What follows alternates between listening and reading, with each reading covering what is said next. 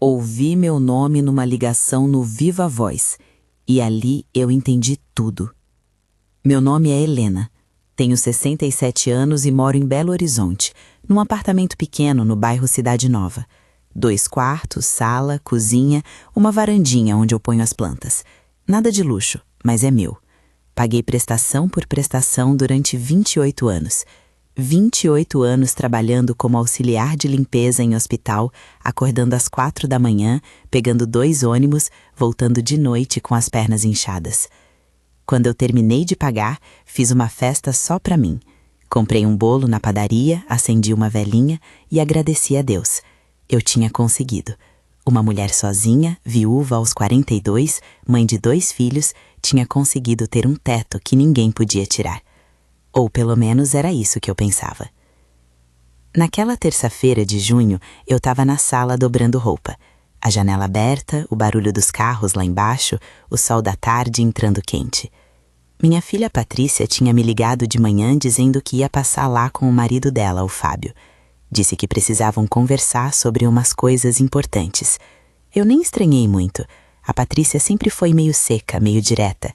Desde que casou 3 anos atrás, ela ficou diferente, mais distante, mais fria. Eles chegaram por volta das 5.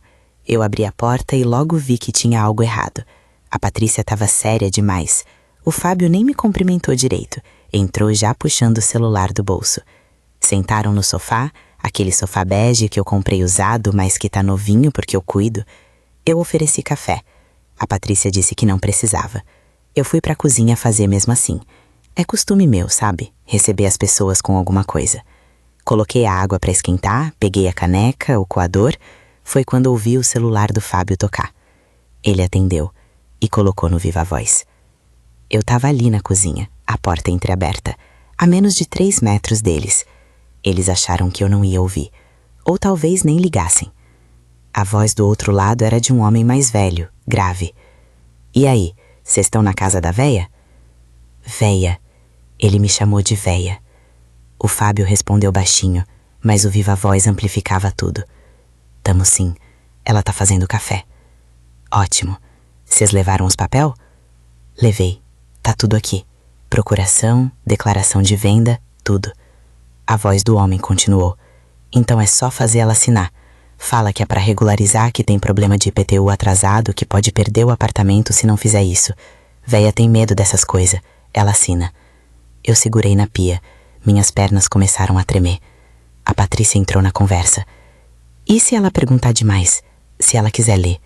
Aí você inventa. Fala que é tudo termo técnico, que você já leu, que confia no advogado. Insiste.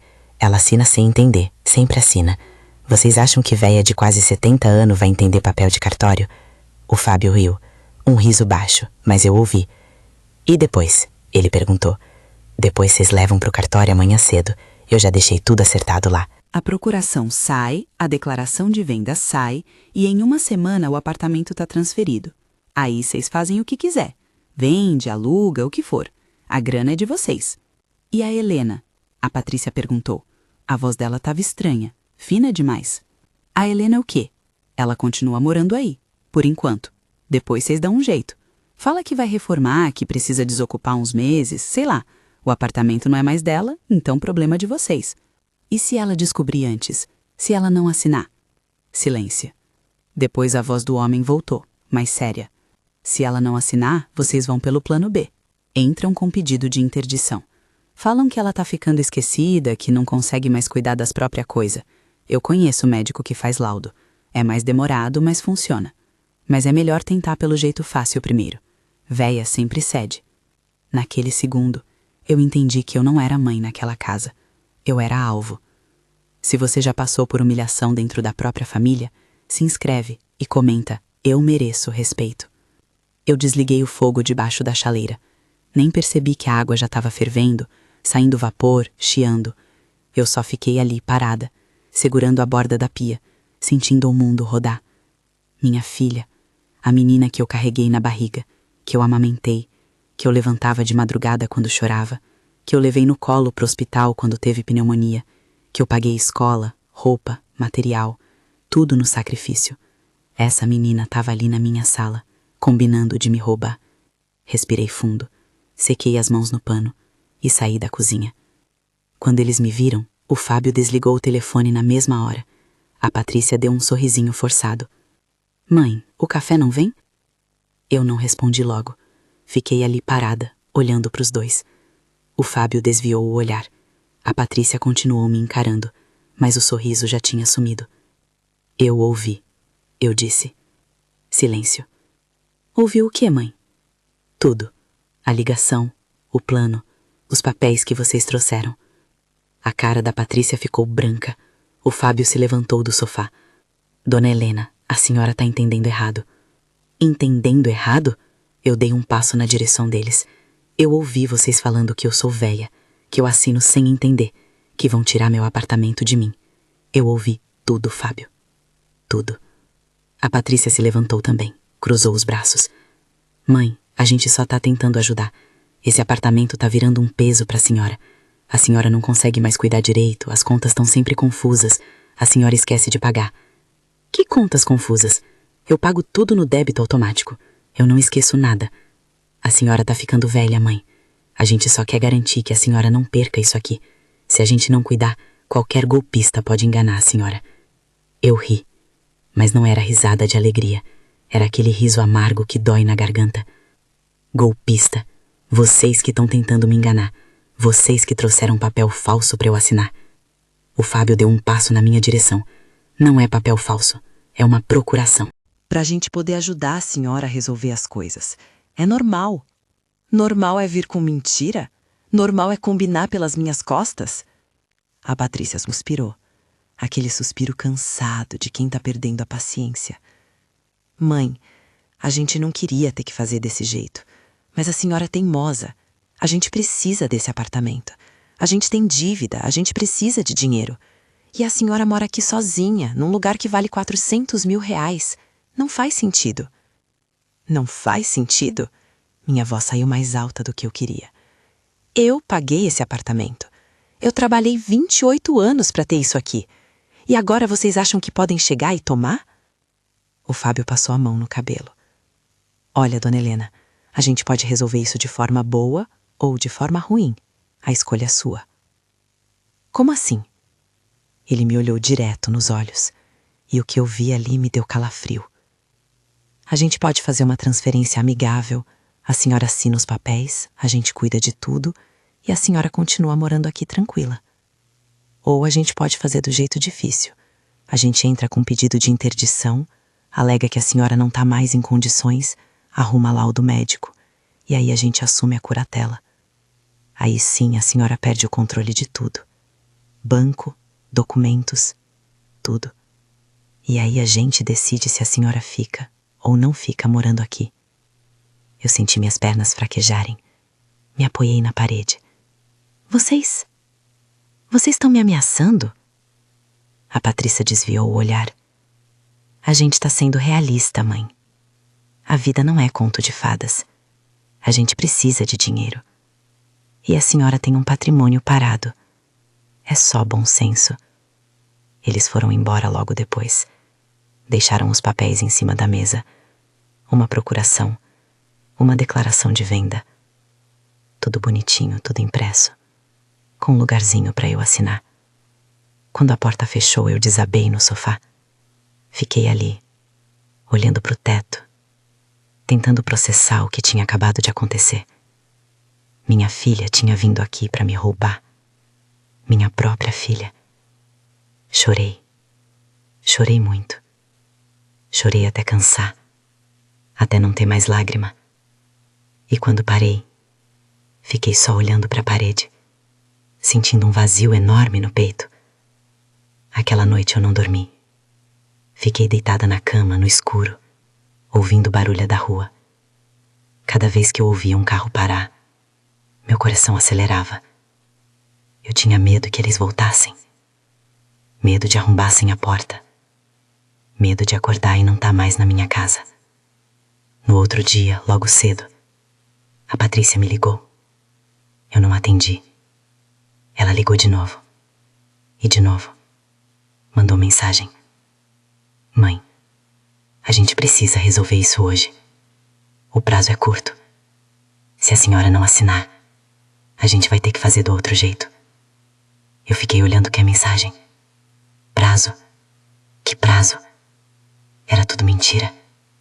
Tudo armação. 2 horas depois, tocaram a campainha. Eu olhei pelo olho mágico. Era a Patrícia, o Fábio e um homem que eu não conhecia. Um senhor de terno, com uma pasta preta na mão. Eu não abri. Mãe, abre a porta. A gente trouxe o Dr. Silveira. Ele é advogado. Ele veio explicar os papéis para a senhora. Eu não vou abrir. Mãe, não faz isso. A gente só quer ajudar. Vocês não querem ajudar. Vocês querem roubar. Silêncio do outro lado. Depois ouvi a voz do tal Dr. Silveira. Dona Helena, a senhora está cometendo um erro. Se a senhora não colaborar, as coisas vão ficar mais difíceis. Para a senhora mesma. Podem ir embora, eu não vou assinar nada. Eles ficaram mais uns 10 minutos batendo, tocando campainha, gritando. Os vizinhos começaram a sair no corredor. Dona Célia, do 302, veio perguntar se estava tudo bem. Quando ela viu o tumulto, ela mesma mandou eles irem embora. Deixe a mulher em paz, que absurdo é esse? Eles foram, mas antes de sair o Fábio gritou da porta. A senhora vai se arrepender, Dona Helena. A gente vai resolver isso de outro jeito. Aquela ameaça ficou ecoando na minha cabeça o dia inteiro. Naquela hora eu tive medo de gente do meu sangue. Se essa parte apertou seu peito, comenta chega de humilhação e compartilha com alguém que precisa acordar. Naquela mesma tarde eu tomei uma decisão. Eu me arrumei, peguei minha bolsa, os papéis que eles tinham deixado e saí. Fui direto na Defensoria Pública.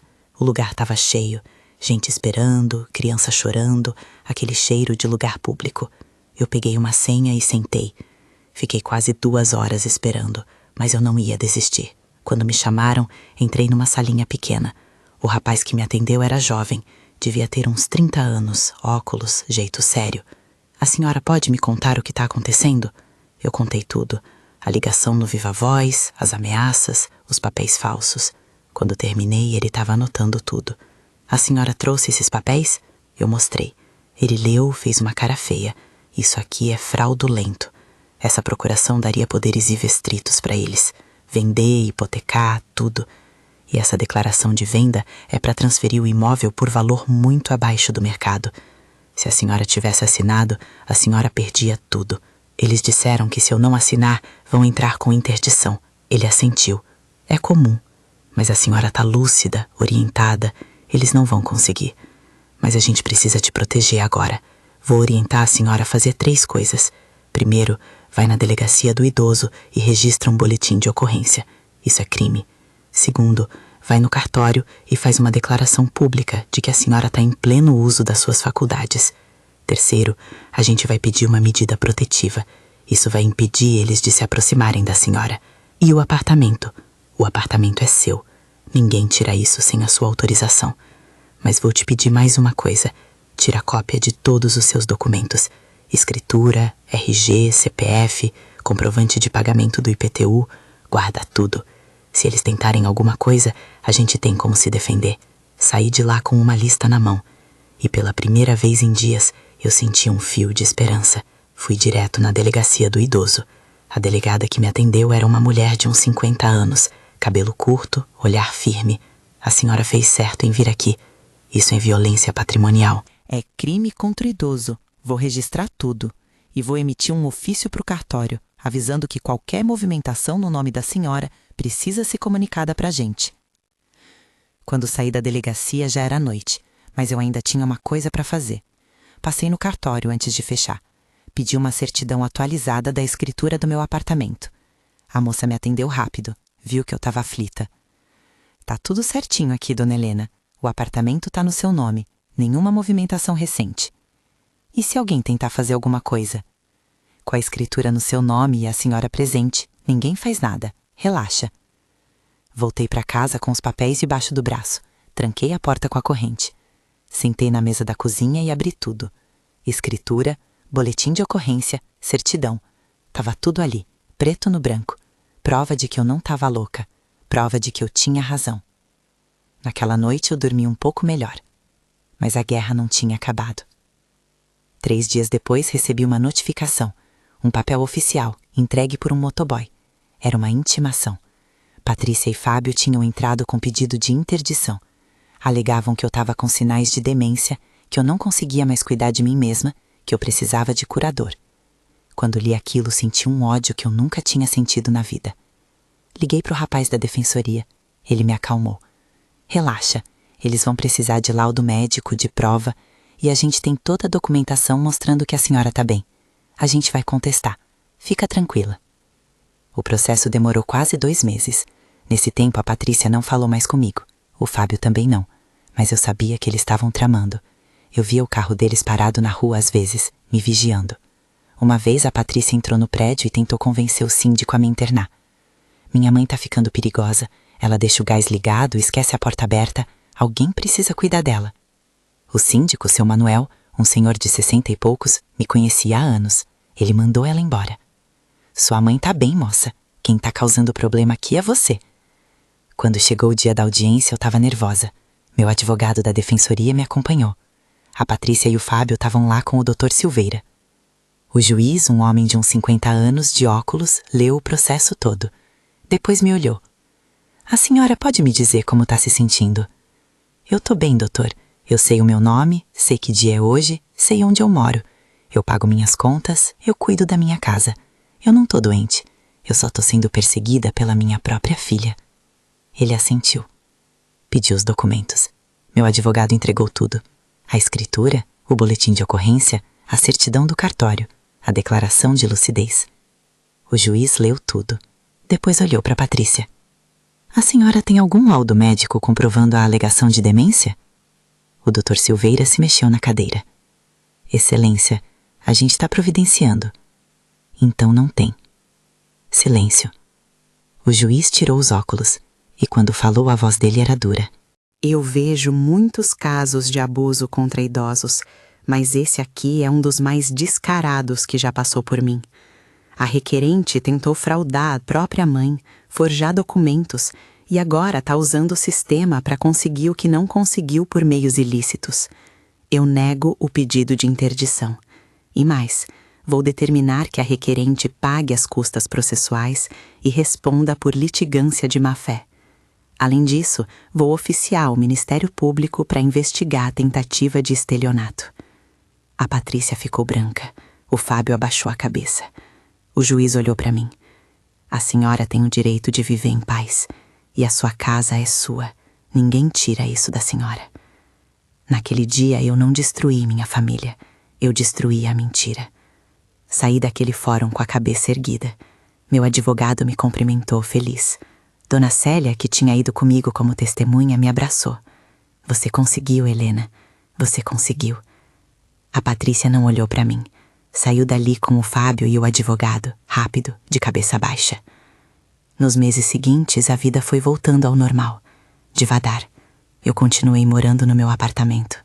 Paguei minhas contas, cuidei das minhas plantas, conversei com os vizinhos. A Patrícia nunca mais apareceu. Soube por terceiros que ela se separou do Fábio, que ela mudou de cidade, que a vida dela desandou. Eu não senti pena, eu não senti raiva, eu só senti vazio. Um dia, quase 1 ano depois, ela me mandou uma mensagem. Mãe, eu errei. Eu sei que não tem desculpa, mas eu queria que a senhora soubesse que eu me arrependo. Eu li, reli, fiquei uns minutos olhando para a tela do celular. Não respondi. Tem gente que me pergunta se eu vou perdoar, se um dia eu vou aceitar ela de volta. Eu não sei. Talvez sim, talvez não. Mas o que eu aprendi é que perdão não significa voltar a confiar. E eu não confio mais. Hoje, quando eu acordo, olho pela janela e vejo a cidade lá embaixo. Ouço o barulho dos carros, das pessoas, da vida acontecendo. E eu respiro. Respiro fundo. Porque eu ainda tô aqui, na minha casa, no meu lugar. Essa casa é pequena, tem rachadura na parede, infiltração no banheiro, piso que range. Mas é minha. Eu paguei, eu conquistei, e ninguém tira isso de mim. Teve gente que me disse que eu fui cruel com minha filha, que família é sagrada, que mãe perdoa tudo. Eu discordo. Mãe não é capacho. Mãe não é propriedade. Mãe não é banco. E sagrado não é quem te carregou na barriga. Sagrado é quem te respeita. Eu criei a Patrícia com amor. Dei tudo o que eu podia e o que não podia. Trabalhei até não aguentar mais. E ela me retribuiu com traição. Então não venha me falar de perdão. Perdão é para quem se arrepende de verdade. Para quem muda. Para quem reconhece o erro e tenta consertar. Não para quem só pede desculpa porque perdeu. Hoje eu vivo em paz. Uma paz que eu mesma construí. Uma paz que eu defendi. E essa paz, ninguém tira de mim. Se essa história te deu coragem, comenta "Eu escolho minha paz" e manda pra outra mãe. Eu não perdi minha filha naquele dia. Eu ganhei minha liberdade.